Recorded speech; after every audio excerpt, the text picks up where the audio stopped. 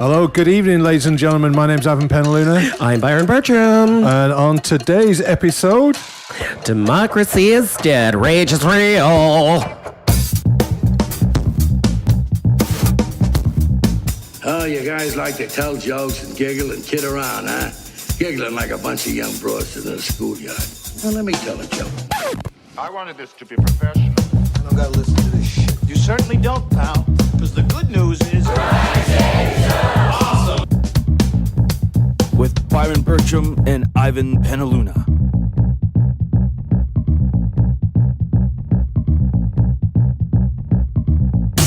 Oh, that's great. Yeah, so this is the story this week. Well, it's an ongoing story, let's face it. Yeah. And that is that no matter how many people like Donald Trump and want to turn up to his rallies, that's totally unacceptable to some other people in society who've decided that people shouldn't get to hear this person because his views are so offensive that he needs to be shut down, and people shouldn't have the ability to be able to hear what he has to say. Well, I mean, I think Donald Trump is an asshole, but I also agree in freedom of speech. And, if you don't like him, don't vote for him. But there's this, what I don't like is this Facebook sentiment. I get a lot. It's just like, the guy's an asshole, and if you like him, just unfriend me right now because you should burn in hell. Yeah, okay, one of the problems is that you still have those people on your feed. I got rid of those people, or rather I sort of like showed them the door a little while ago. Well, I'm a little bit more, I don't know, say if I'm tolerant or if I'm a bit more left-leaning. No, I don't know. You just got a career. Yeah, that's it.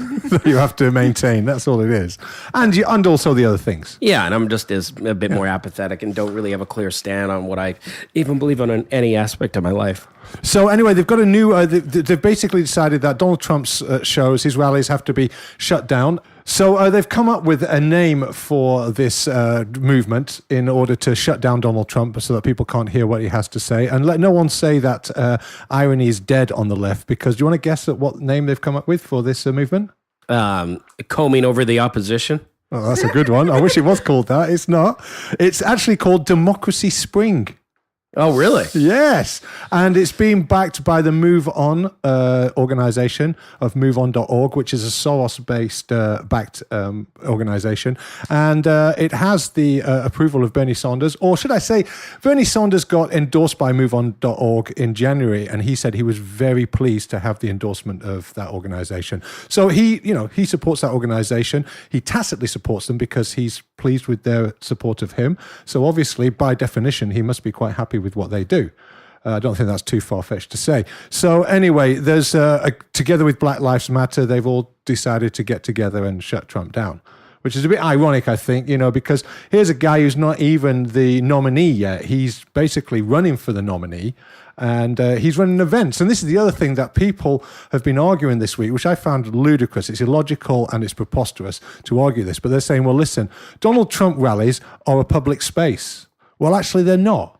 They're a private event run by Donald Trump. He secures the space. He pays for it. He has a policy, of who he wants to let in and who he doesn't. So the people who want to go there and protest have to basically sneak in or get in there through deception and then stage a protest. And the other thing about it is that basically what they say is that people should be allowed to protest there. And just because people go and protest, that doesn't mean to say that they're the aggressor.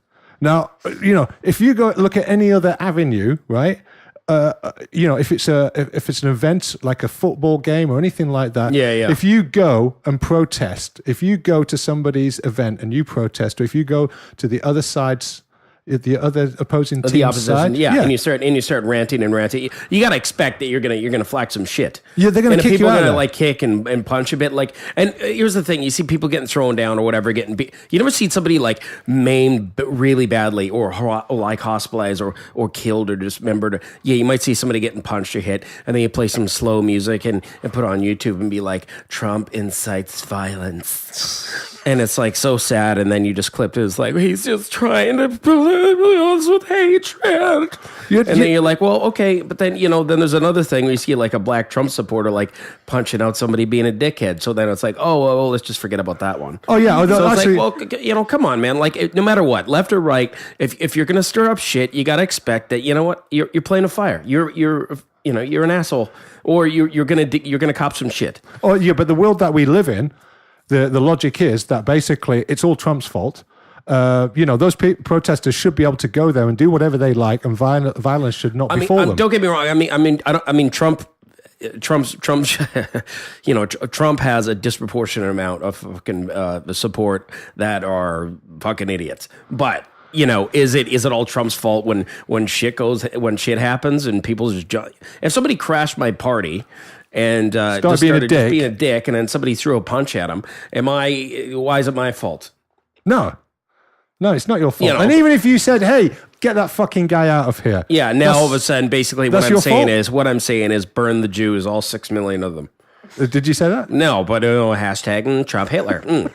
That's the other one. Trump is Hitler. OMG. Trump is Hitler. But then they said that with Obama too. Obama's Hitler.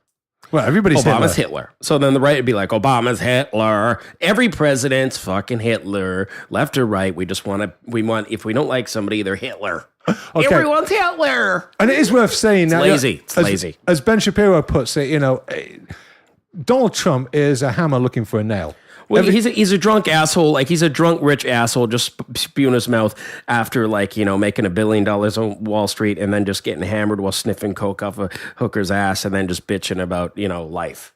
Yeah, and he's that guy. Yeah, he's that guy. We're just hanging out with some cocktail bar in Lower Manhattan. We're just getting hammered. Like, the guy's a mouthpiece. He's an asshole, but he's entertaining. He's like the $1 Million Man, Ted DiBiase, if he was running the show.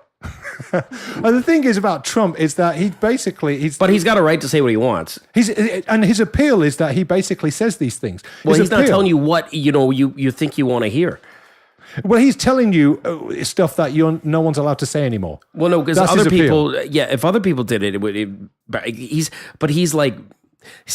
been this guy forever. So then the public has gotten to know him. So they're just kind of like, oh, it's Trump. He's allowed to say this. But then he's getting so much credibility now that it's like, okay, now we got to stop him. We're scared. Oh, and this is my other point on this, is that basically when you shut down a Trump rally, what do you think that does? Do you think that stops people going to his rallies? Do you think that stops people thinking that he maybe has the answers?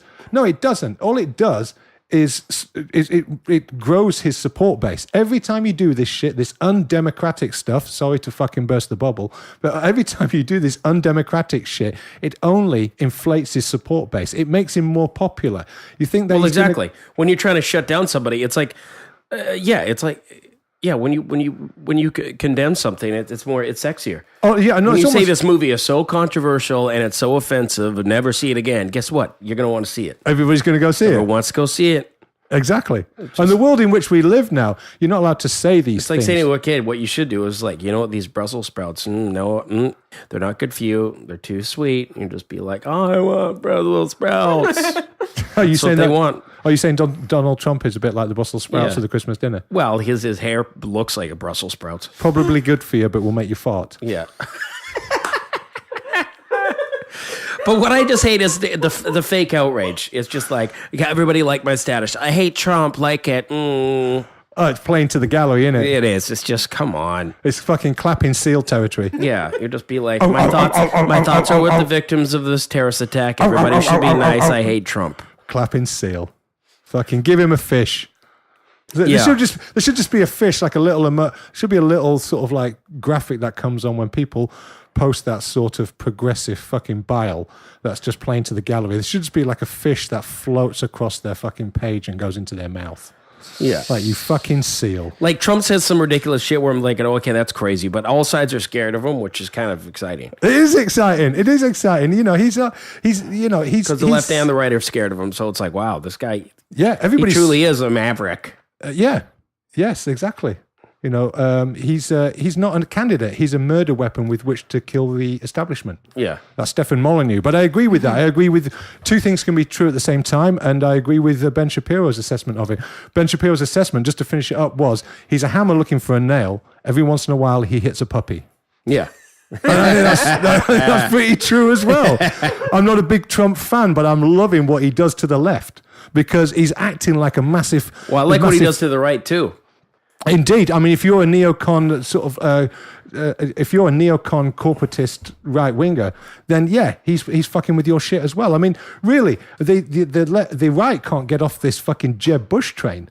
You know, really, is that the best you've got? Marco Rubio? Is that who you're going to beat Trump with? Well, You've got nothing. Ted Cruz scares me more than anybody. Ted Cruz is more dangerous than Trump. Way more dangerous. You look at that guy. He's got date rapist pastor face. He looks like Look at a that. preacher off the Addams Family. He really does. Looks like a mortician who would just fuck your grandmother after she died. Look at that face. Right. The one thing you can't get away from is that Trump is responsible for everything. You know, I mean, this is what we've He's got. responsible for my individual happiness. Well, yeah, this is the one thing that we've got from the last few weeks is that basically, Trump is so outrageous. What he says and what he stands for is so outrageous that you never have to take responsibility for any of your actions ever again. Because it's almost like he's died on the podium of indecency so that you never have to own any shit ever again. You know, I'm going to go down the street and rob some stuff and they'll say, what the fuck are you doing? We're arresting you. I'll say, I'm sorry, Donald Trump made me do it. Does this not how it works? I thought this is how it works. He looks like a shitty suit salesman in fucking Miami. I'm sure he has better suits than that, but, you know, orange life matters too. Yeah, that's right. Yeah, what did they say? We had the first black president. Now we need the first orange president. We need an orange president. Either way, we're gonna have the first woman president, the first Jew president, the first orange president, or the first hell Satan fire president. And here's the other thing about Donald Trump, right? People go, well, he's a criminal. Well, he's gonna be a fascist. He's a Nazi. He's gonna be a criminal on a global level. And there's no reason to actually assume that he's going to be a criminal. He hasn't really said anything that outrageous. You know, a lot of the stuff that people are citing are things that have been at least partially taken out of context. He doesn't actually get to finish the sentence. They've just taken one little bit out of it. But, you know, here's a man who hasn't got a criminal record, hasn't done anything illegal as far as we know. On the other hand, we have Hillary Clinton who's running for nominee, and she is actually a criminal. You know, she is being investigated by the FBI for crimes, and they are looking at maybe prosecuting her. I mean, she's part of a criminal family. Her and Bill it's a crime family. Oh, but don't get me wrong. Trump's no angel. I'm sure, he hasn't been convicted for anything or charged for anything but come on. Like, he's done so many dodgy real estate deals and shit like that. He's hanging mobsters and fucking crooks and all that. Come on, he's dirty. His dirty means dirty. Yeah, okay, His dirty means dirty. I'm not, both of them are morally, I'd say, lacking. Well, I think if you look at Hillary Clinton's political rap sheet is like an inner city gangbanger. I mean, she's from a crime syndicate. Yeah. Not to put too fine a point on it. You know, it really, Trump doesn't have that sort of rap. He doesn't really have that sort of... well, that's because he's never gotten into politics yet. No, well, exactly. Well, he's going to, once maybe he's president, start. Don't get me wrong, I'm sure he'll kill lots of innocent brown babies. If he's president. Well, I'm sure he will. I'm sure he will. But either way, we should just vote for the lesbian warmonger to appease the Facebook masses. Okay, fair enough. Is that your voting advice for people in the United States? Fuck, I don't care. You know what? All 9 of them who listen to this? Just vote Trump so Facebook will explode and we'll have a lot of comedy material. Can you imagine? Can you imagine? Fine. Oh, the fucking outrage. We know so many Just people whose do it. heads are going to explode. Well, with what rage. I said, I was trying to offend everybody. So I said, I believe everybody should be able to agree to disagree and have civil correspondence and civil debate. And, everybody should have that right, be it left or right. Yeah. By the way, I'm hoping for a Trump Sanders ticket.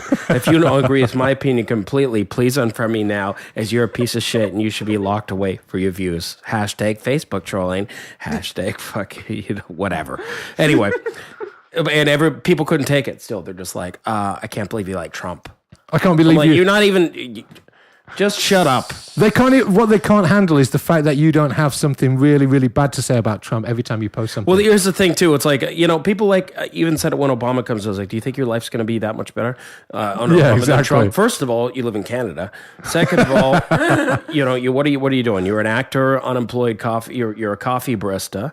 Okay, now that this guy's in power, you're still a coffee barista in Canada.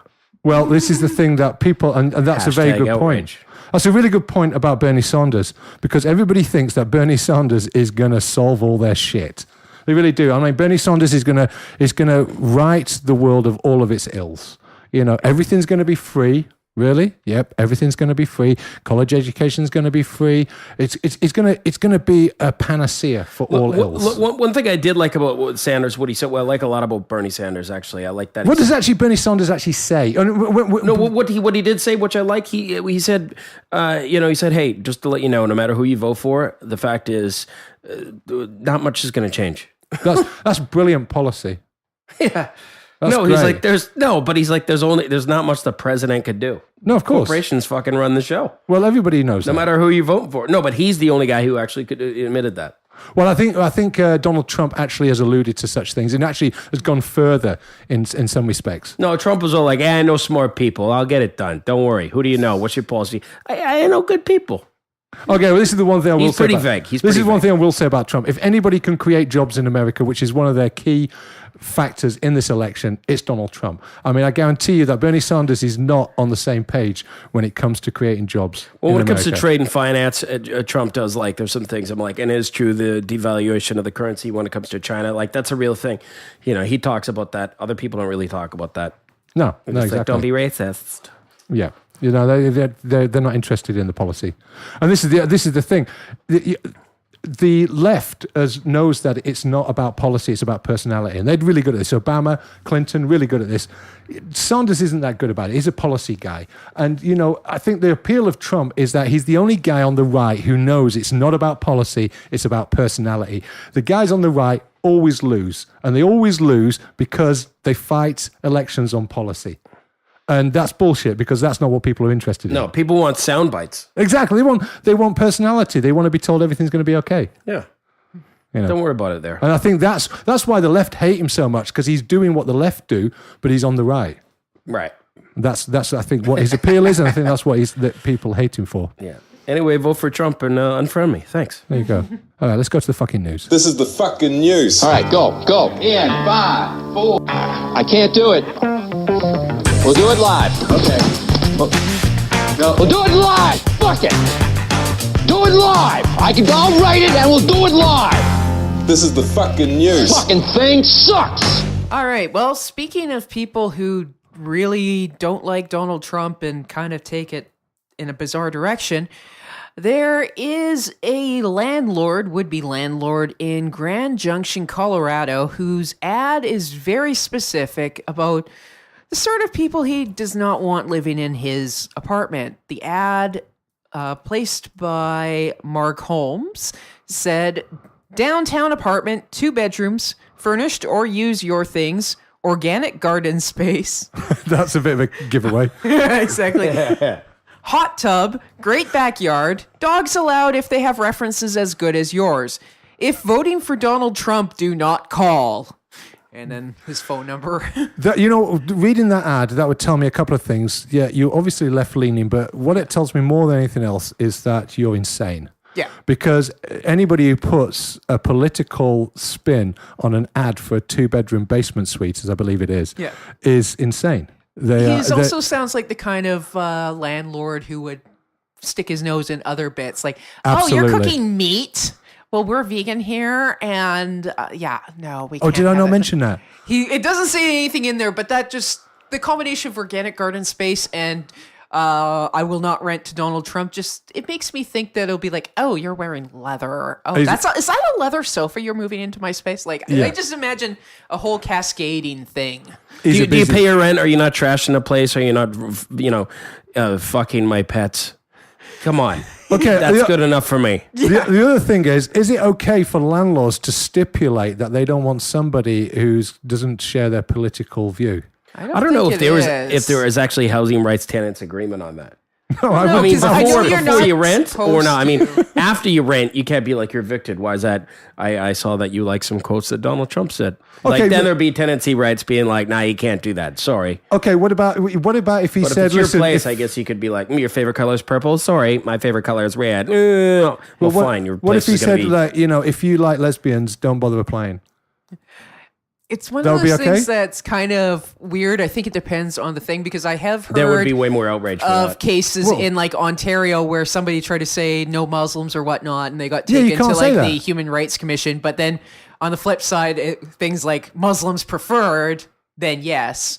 You can't. I don't think you're allowed to say like only want male, but you can. I know at UBC, You can't I used to see a discriminate. lot of You can ads say saying like female preferred, but if or you say whatnot. male preferred, then Yeah, so it seems to be depend an what the outrage. preference is. So being that Donald Trump is right wing, you're probably allowed. But if you had a redneck in Montana saying, if you're voting for Sanders, don't bother, then Social that probably media. wouldn't be allowed. Like it's that whole hierarchy thing. Well, social media. Someone would go to war with you on social media if you said no. Saunders voters need apply. You know they would. I mean, although you know, I would think that the credit check part would probably take care of There's that. just got to be there's just got to be impartiality. I mean, I don't know what the policy. And where was this again? Colorado. It was in Colorado. Oh yeah, well, Colorado's, angry hippie dippy fucking mountain central.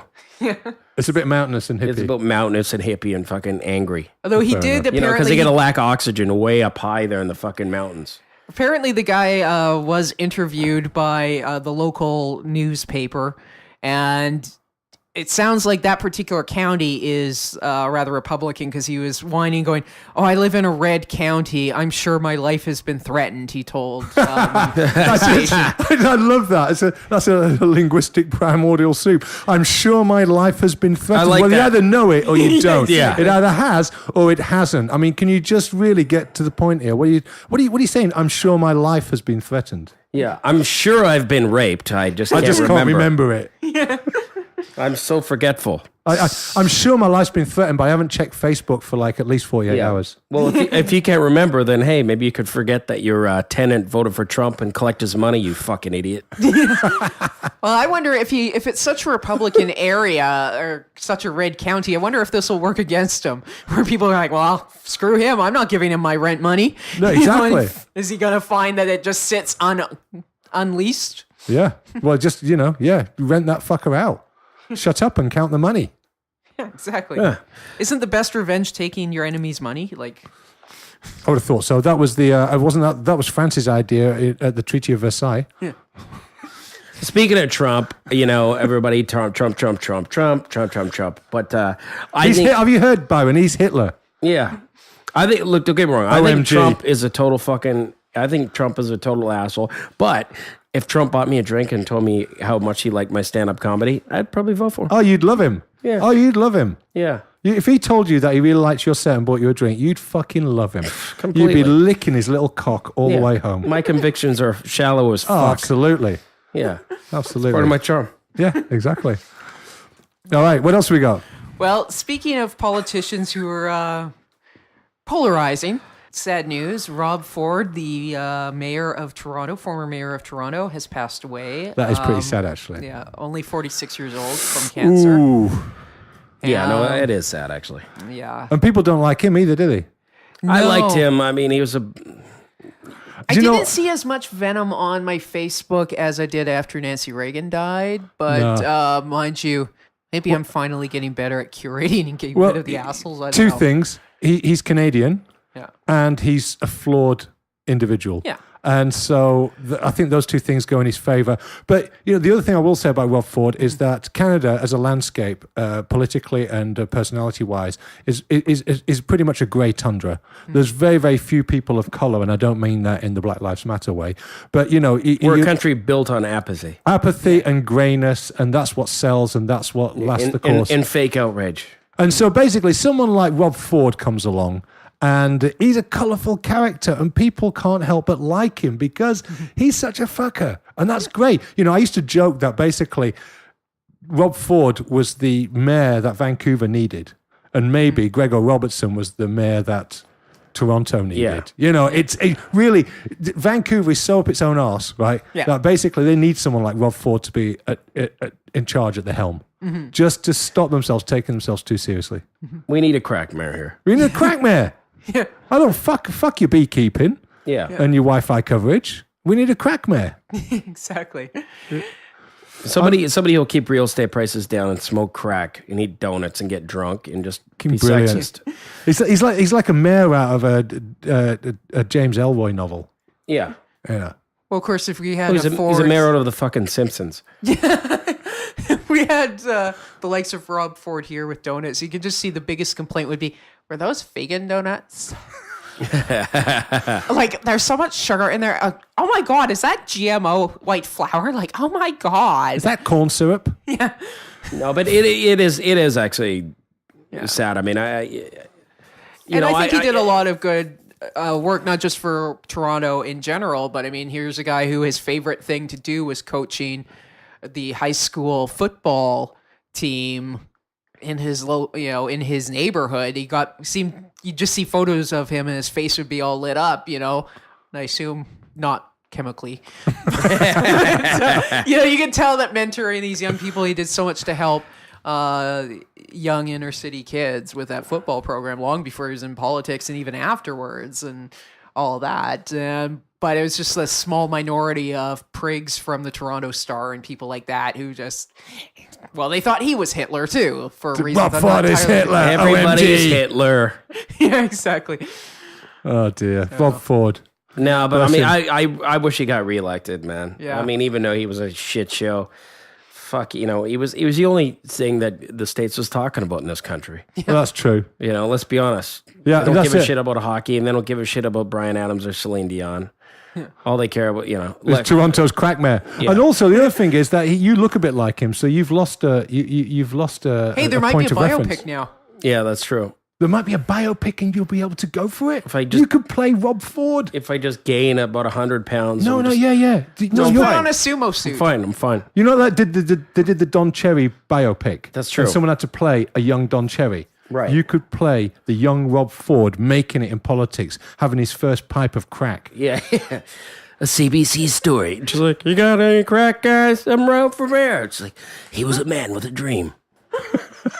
On CBC, right after the Murdoch mysteries. Starring Byron Bertram. Rob May as the crack mayor everybody loved. Oh, brilliant. You'd love it, wouldn't you? Oh, man, that would be fucking great. high-fiving rappers on fucking Pacific Avenue. Fuck yeah. Fucking girls flashing their tits at you Yeah. from cars. You'd love it. Eh? would. You'd never have to rape help anybody you ever write the again, would you? script. No. We got to make this happen. Okay, right, what else have we got? Okay. Italian unions are freaking out at Oh, I the love this already. Sorry. at the museum chief of the Royal Palace of Caserta, and his name is Marco Filicore. You might ask why. What has he done to offend them so much? Did he say offensive things about their mamas? Did he refuse to pay his union dues? Did he light their puppies on fire? Nope, he works too hard. Sometimes he even works 12-hour days. Wow, that is too hard for a union job.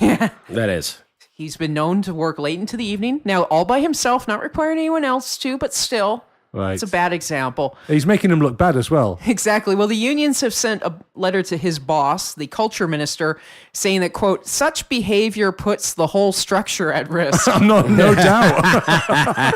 No doubt. One person doing the work of one. That's outrageous. Stop that man. Shut him down. He's making us look bad. He's doing 12 hours a day. We're only He's doing 3.5. increasing revenue. So how's shit gonna how's shit gonna not get inflated? We're going to make money. Whoa. Jesus Christ, shit's gonna stay on budget. Fucking, this is terrible. Listen, don't you know we're bleeding Germany of all its money? We need to stop fucking producing shit. If we start producing, we have to give our money to the Greeks. Stop it. I can imagine millions of conversations like this in Quebec. Quebec is the Greece of Canada. It certainly is. Dodgy Just have the chains. biker gangs kill the guys who work 12-hour days. The thing about Quebec, it's like at least Greece, they'll go, fuck it, we're not doing anything. But Quebec, they'll be like, you know what? We're not doing anything. We're going to take that $9 billion in oil revenue that we get from Alberta. And then guess what we're going to do? We're then going to stop the pipeline so no one's exporting any oil so we get less, revenue next year. Fuck it. We don't care. We're Quebec. We'll cut off our fucking nose to spite our face. String of Anglos. Brilliant. You can't buy that sort of fucking idiotic logic. Amazing.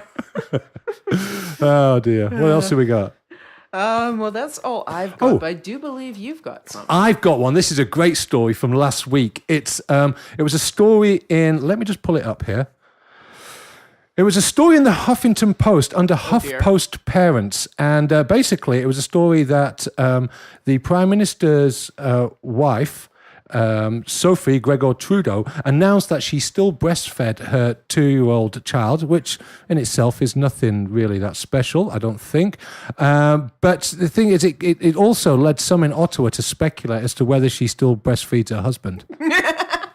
She probably does. Is it organic? Well, yeah, it is organic. She's on an organic diet. But it has been rumoured that Margaret Trudeau kept the young Justin on the breast well into his early 20s, at which point Sophie took over duties. Right, so there is this, there's this speculation at the moment. Is Justin Trudeau still on the breast? And is that why he had to go into a special small room with his wife at least 3 times during a meeting with President Obama? Yeah. Pretty much. The tit is Trudeau's crack pipe. How does this play in Kit Solano? Because, I mean, he's on dairy, but then it's organic, and she actually can consent to it, unlike the cows. Yes. So, well, this is a real brain teaser. Supposedly, when this news broke on social media, there was an explosion of young women offering to breastfeed the new Prime Minister. Really? Yeah. And I don't know if this was for sexual reasons, the same reasons that they voted for him, or whether they were concerned that a lack of milk might lead to more rash decisions like, I don't know, selling off all of Canada's gold or promising to settle 25,000 Syrians in 6 weeks. Oh, no, they're all in favor of that stuff. I just thought the suction thing went the other way with the female voters. Yeah. I know, but I mean, I can't blame her for liking getting breastfed. I mean, I like being breastfed too. Even milk doesn't come out. I love titties. That's Trudeau's milk van going past right now. Trudeau's milk van, if you can hear the back. Milk van. You can hear it. It's emergency milk for the Prime Minister coming through. Just coming through. Why's that milk van got an armed fucking motorcycle outriders? Shut up! Just filled with hippie fucking women's udders just flapping around 60 miles an hour. Going to Sussex Avenue. On a related note, I actually met somebody on Saturday who did ecstasy with Justin Trudeau when they were in grade 11. How old are you when you were in grade 11 in Canada? Like 16. 16. So Justin Trudeau was doing ecstasy when he was 16. To me, that speaks volumes as to his eligibility to be the Canadian Prime Minister. Because I actually did poppers with Mulcair. Yeah. Whatever. I don't care. You know what? All presidents and prime ministers and just fine. Do drugs. Whatever. I don't give a shit. Yeah, but George Bush was doing cocaine. That's kind of like a presidential drug, right? Yeah, yeah. Bill Clinton, cocaine, fucking massive cokehead. Went to hospital. He was doing so much fucking coke. Really? Yeah. He was hospitalized from doing so much coke with Bill Clinton. I love my China wife. So, it's second to his importation business, which he ran out of Arkansas through the various airstrips. Yeah, so if you don't know about this, just check it out. But ecstasy. Is that a presidential drug of choice? No, but it's a bimbo drug. Come on, melt in your mind. But we got a prime minister. It's fucking. That's Justin Trudeau's second milk truck. Another Trudeau milk truck, if you can hear. That's his dealer. Yeah, ecstasy and milk. Oh dear. Maybe milk just makes him ecstatic. When I was in high school in grade 11, I do remember the only friend of mine that I recall that had done ecstasy was this total bimbo girl. Yeah, that sounds about right for Trudeau. He's doing ecstasy when he's 17. Yeah. His brain's still forming. Well, I mean, that's about it now, right? That's about as far as it's gone. I was quite surprised. Well, what you got to say about that, Byron? His hair is so silky. You got nothing. You don't even got a joke about that. You can't blame him for that. Whatever. Fucking Bush was a cokehead, though. Yeah. So ecstasy and fucking tit milk. Yeah. He's away. Yeah, why not? I just want to thank everybody who voted for Justin Trudeau for making my life so much richer and entertaining. It's just great. I mean, 29.4 billion, and you call it deficit, and you call that richer? Oh, just this job gets easier. It really does. I mean, he sold all of Canada's gold. What? Yes, he has. He sold all of Canada's gold. Did he sell it all to Gaddafi? He sold it all. Basically, if you look, we posted this on Aristotle's Bench Press, but basically, you look at a graph of gold sales in Canada. It's been diminishing slowly for the last 10 years as part of an overall policy. As soon as Trudeau got into office, he basically fucking nosedived it. He basically sold off what remaining gold there was in Canada, and now Canada has no gold. Who did he sell to? He sold it on the open market. Yeah. To whoever wanted to buy it, which probably means the Chinese. Right. Because they have brains. So anyway, Justin Trudeau is just the gift that keeps on giving. I don't want to be living under his regime, but he's as far as this sort of thing goes, and just amusement and entertainment, he's a gem. Yeah, he's a gem. He just keeps on giving. The pool boy president. Oh, it's just one thing after another every week, something stupid. Well, luckily he's in power for a lot longer. Yeah, he's in power for another 3.75 years. Yeah, and then who knows, maybe more. I doubt it. I think we're gonna elect the nasty mum Rona Ambrose. Oh yeah, I think we're gonna go for a bit of Coquitlam nasty mum after that. Nasty mum next. Have you noticed Rona Ambrose's neck? Have you noticed that on her pictures? No. She's got she's got a wrestler's neck.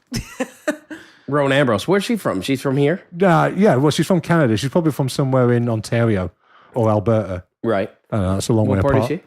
She's Conservative. Oh, okay. Conservative interim leader. Oh, so right, they decide who they want. But you know what? Go with her. Like I say, Coquitlam nasty mum, you can do worse. At least she's fiscally responsible. She knows how to run a house. But women won't vote for her because they'll be like, I don't like her. I don't like her neck. Well, you never noticed her neck until I just mentioned it. Right. But other women might have noticed her neck because it's the sort of thing that we women notice. Yeah. You wouldn't understand. She's like such a mean bitch. Like she doesn't want to give us free stuff. Fuck her. Yeah, free stuff. Free stuff is good if you want to get elected. Yeah. You just go free shit, and they go, yeah. Somewhere down the line, you're gonna have to pay for this. No, never did algebra at school. Yeah. Never did equations. Speaking of which, algebra, like, what do we even need it for? Oh, just working out like deficits and stuff like that. Oh, that's not And important. who pays for it? Grandkids. Right. Oh, shit, borrow today. Grandkids pay for it in 25, 30 years. Oh, Pass okay, it, baby. Pass the buck. There's a screen cap floating around Facebook that I saw earlier today. When my friends posted it was some broad complaining about her boyfriend said that voting for Bernie Sanders was stupid, so she dumped him. And he was saying that taxes are going to go up under Bernie. And do you not understand? Stuff's going to be free. Do you not understand how free works? Okay, it's free. Your taxes aren't going to go up because it's free. That wouldn't be free, but it's free. He's promising it'll be free. Okay. I've been watching too many game shows where shit is free. That's understandable. There is actually a great interview that you can watch. It's Ben Shapiro on The Rubin Show, and it's now along, but I encourage anybody who's interested in this sort of thing to watch it. Ben Shapiro on the show says there was an interview with Bernie Sanders, and Bernie Sanders was at some rally, and there was a guy there who earned $41,000 a year, and he said, are my taxes going to go up under your presidency? And he said, yes, they will. They will go up by $5,000. He said, but don't worry, because you're going to get $10,000 back. Right. And he said, how does this shit work? I mean, you're going to get $10,000 back in healthcare benefits. He goes, what, you have like doctors in the back room who are going to willing to do it cheap? Maybe he's importing Mexican doctors. It's a disaster. Rapists. It's a fucking disaster. And murders. I'm not talking about the Mexican doctors. I'm talking about the Obamacare. Yeah. It's not no one's a big fan of it unless you get, unless you're into free shit and you haven't got anything. It's great. Free shit's great. Yeah. Free shit. We should just call this one free shit. Yeah. Free shit. Next one, free shit. Who doesn't like free shit? Everybody loves free shit. I love free shit. Oh, you mean someone's got to pay for it? Oh, down the line. Oh, my grandkids? I don't like them anyway. I'm not having kids anyway, so whatever. Yeah, exactly. That's the thing. Well, I'm not having kids anyway, so fuck it. Spend it now. Let somebody else's grandkids pay for it. Yeah, why not? I want somebody to wipe my ass when I'm fucking 70 because I didn't have kids. Your kids can do that. And they can pay for my fucking debt as well. Yeah. Free shit. Free shit.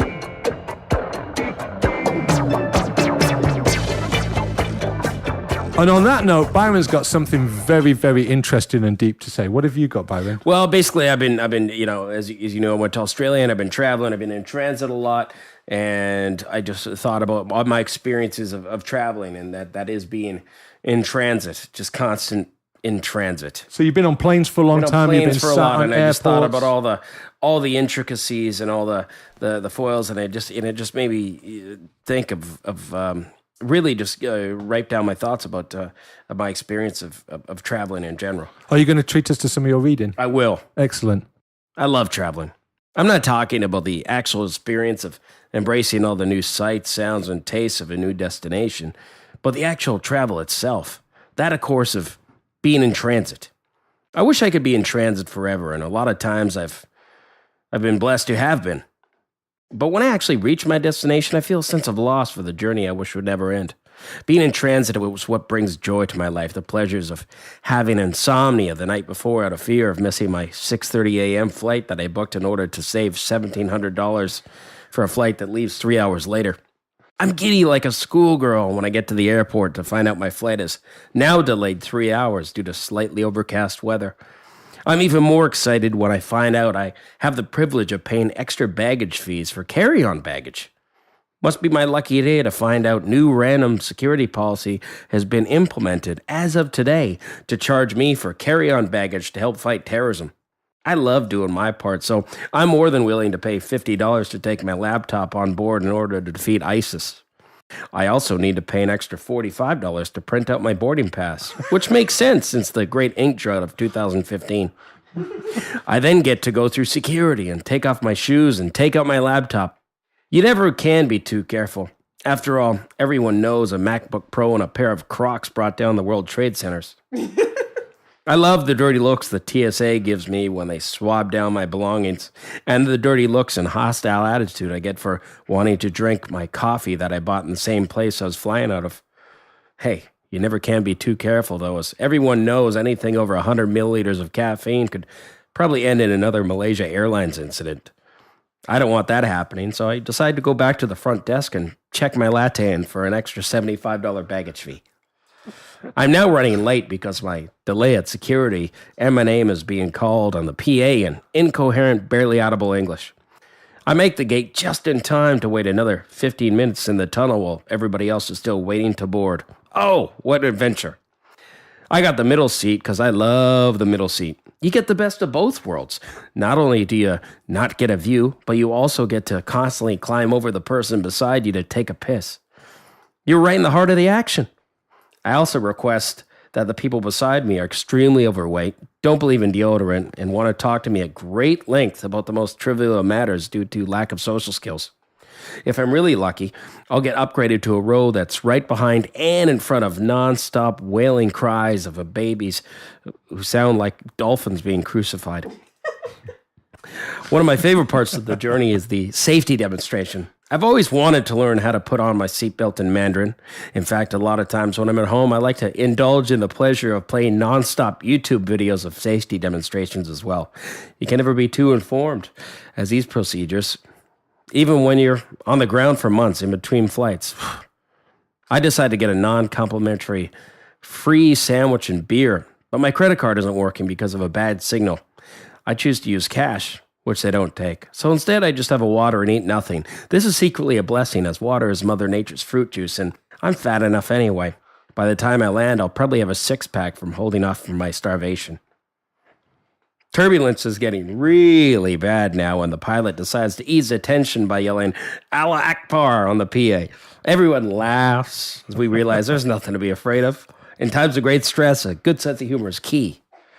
Time to unwind and watch a movie. I choose a whodunit thriller. I'm enthralled. The film is coming to an end, and I can't wait to find out who the killer was. I then miss the audio of the climax of my film because the pilot decides to heavy breathe like a pervert into the PA for 3 minutes before finally making an announcement about the temperature and what direction the wind is going in at 30,000 feet in 3 languages, 2 of which aren't even spoken in the country we're going to. That was invaluable information for the time I inevitably decide to open the emergency exits and jump out of the plane, as that's the only time I'll be outside to feel these conditions. I think I could speak for the entire plane when I say information is power. Thanks, Captain Jenkins. We finally land after an 11-hour flight. The flight was delayed because Bob Phelps and Jessica Roberts were too late boarding. It was really kind of the crew to wait for them. I remember before a flight wouldn't let me on because I showed up 45 minutes before departure. It's nice they gave those two an extra 90 minutes leeway after the final boarding announcement. I have a connecting flight to catch and only a short time frame to catch it. Luckily for me, the stopover is in the United States. I love the States. It's the greatest country in the world. It must be, because it's the only country in the world where, on a short stopover, I'm privileged enough to be reconnected with my luggage and then go through customs and get a free prostate exam. This, of course, takes quite some time, so naturally I get to spend more time in this great nation as I now miss my connecting flight to a different country I was planning to go to begin with. The airline is ever so sorry for the trouble. They make it up to me by allowing me to catch another flight at no extra charge. Unfortunately, the next flight to my destination isn't for another 28 hours. But the airline is kind enough to put me up on the series of long benches of chrome non-movable armrests that I could try to get a good night's sitting up sleep on the prestigious 5-star Gate 31. I don't mind airport, in America. They're like staying at Guantanamo Bay, but with better fast food options. Eventually, I board my connecting flight and land home. The tunnel bridge won't lower because of a power failure. So we're just standing up 45 minutes like sardines packed together. Hey, that's fine. I use this time to turn on my Wi-Fi, plug my earphones in, get on YouTube, and watch safety announcement videos to once again nostalgically remind me of the lovely beginning of a journey that seemed like it was only 41 hours ago. I now go to collect my luggage and what do you know? It's lost, never to be found again. Perhaps this is poetic. Poetic as it represents the loss for which I now have, the love affair of being in transit, which has now come to an end. At least I'll have a week of jet lag, Asian bird flu, and a pair of underwear that have become a part of me to always remind me that life in the skies is a life of true freedom. Thank you. Oh, 41-hour-old underpants. Yeah. Peel those fuckers off, eh? Fuck, I hate flying. It's shit. Flying is overrated. It used to be fun. It's not anymore, is it? No. That was longer than a transatlantic flight, that fucking editorial. That was, wasn't it? I like that, though. Yeah. You touched upon a lot of good points. Yeah. That I think everybody will recognize. Yeah. If you spent anything like a long amount of time on a plane, I mean, it's not fun. Right? There's so many dangers. It's so uncomfortable. They pack you in like sardines. I'm not even worried about the dangers. I'm worried about the boredom. Oh, no, fuck that. It's only the dangers. Yeah. Well, if you want entertainment on a flight, if they've got Wi-Fi or whatever, go on to YouTube and find videos of what the planes look like in the 60s and 70s and what the stewardesses look like. Maybe that's not entertaining, though. That'll just make you cry. You used to be able to smoke cigarettes on planes. I remember in the 80s getting on Russian Airlines, in the 90s Russian Airlines, and also Hong Kong Airlines, Cathay Pacific in the 80s. You used to be able to smoke cigarettes at the back. Oh, yeah? Yep, absolutely. You And want the to smoke? seats were actually butt width as opposed to Seats were thigh fine. width. Seats were fine. It wasn't, you weren't overcrowded. I don't know. It's different. It's all different now. It's a different game. You better off getting the train. Unless you're in England, that's a nightmare as well. Just time travel. No, just evaporate me and what do you call it? I'm tired. Teleport? Just teleport me. Just get me there. Just don't get on a bus. Yeah. Just don't get on a bus and go to Kamloops. Ugh. 3 days later. Kamloops isn't that far. It's fucking 3 days away. No, it's not. It is on a bus. I don't know how people do that. They're just like, yeah, I'm getting a bus to Winnipeg from Vancouver. It'll What? take me 4 days, but I save $80. Like, you're an idiot. I saw, when I was in Mexico, I saw these prices. It was like somewhere in southern Mexico to go to Seattle or Vancouver, 800 pesos or whatever. And you're thinking, that's about like 130 quid at the time. I thought, it's not that bad. But how long do you have to spend on a bus? Yeah. Southern Mexico to fucking Vancouver. Ugh. That's about 5-6 days, right? Yeah. Because those buses don't move fast. Every once in a while you'll think to yourself, I'm gonna get, let's see how much the Greyhound is from here to, let's say, Salt Lake City. Fuck off, 2 days. I like that people just think, hey, just the price. Yeah, but the quality of your life is going to be diminished rapidly. Is it worth it? Yep, $14 savings. I don't care if I have to sleep on a chicken coop. $14. Yeah. Once you've done that drive to Calgary, you think about doing it in the winter and you think, fuck it, get on a plane. Yeah. Do not be driving to Calgary in the winter Ugh. from Vancouver. Well, anyway, I'm home. Yeah, good. It's good to have you back. Yeah. I'm glad you're so excited to be back. We're excited to have you back. Woo! Yeah, street party. Woo! Did I tell you, OMG, Trump is Hitler? Oh, my goodness. Yeah, no, you've missed a lot since you've been away. Trump is Hitler. Yeah, just remember that. I'm going to celebrate this great news by doing ecstasy with Justin Trudeau. And on that note, ladies and gentlemen, I'm Byron Bertram. I'm pure Dracula.